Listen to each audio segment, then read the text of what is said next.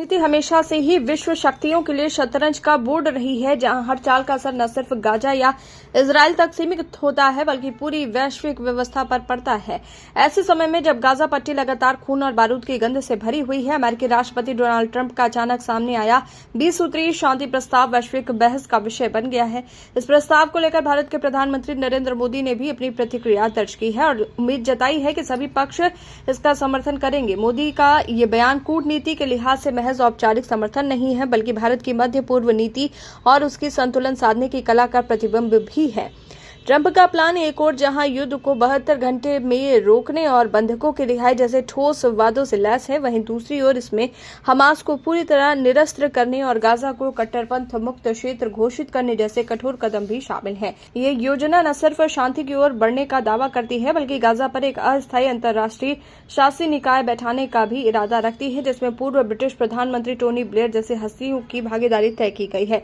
सतह पर ये योजना व्यवहारिक और सख्त लेकिन असल सवाल ये है कि क्या इसे जमीन पर उतारा जा सकता है। इस पहल का स्वागत करते हुए मोदी ने दीर्घकालिक शांति, सुरक्षा और विकास की बात कही, लेकिन समीक्षात्मक दृष्टि से देखा जाए तो सबसे बड़ी कमी यह है कि योजना की घोषणा में हमास शामिल ही नहीं था, यानी जिस पक्ष के बिना युद्ध संभव ही नहीं, उसी की सहमति की गारंटी नहीं है। ऐसे में पूरी पहल एक तरफा समझौता जैसी प्रतीत होती है, जहां इजरायल और अमेरिका ने मंच साझा कर दुनिया को दिखाने की कोशिश की कि वो समाधान के लिए गंभीर हैं।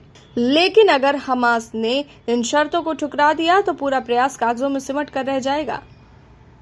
एक और दिलचस्प पहलू यह है कि ट्रंप ने अरब और मुस्लिम देशों सऊदी अरब, कतर, मिस्र, जॉर्डन, तुर्की, पाकिस्तान और इंडोनेशिया को सार्वजनिक रूप से धन्यवाद देकर इस योजना को वैश्विक समर्थन का रंग देने की कोशिश की, परंतु ये समर्थन किस हद तक वास्तविक है ये कहना अभी जल्दबाजी होगी, क्योंकि मुस्लिम दुनिया का बड़ा हिस्सा हमास के दमन और इजरायल की नीतियों पर पहले से ही सवाल उठाता रहा है। इजरायली प्रधानमंत्री नेतन्याहू ने इस समझौते को अपनी सरकार के युद्ध उद्देश्यों की प्राप्ति से जोड़ा है। उन्होंने साफ कहा कि योजना से हमास की राजनीतिक और सैन्य क्षमता खत्म हो जाएगी। ये बयान ही ये स्पष्ट कर देता है कि इजरायल इस योजना को युद्ध समाप्त करने के बजाय अपने एजेंडे को संस्थागत रूप देने के औजार के रूप में देख रहा है।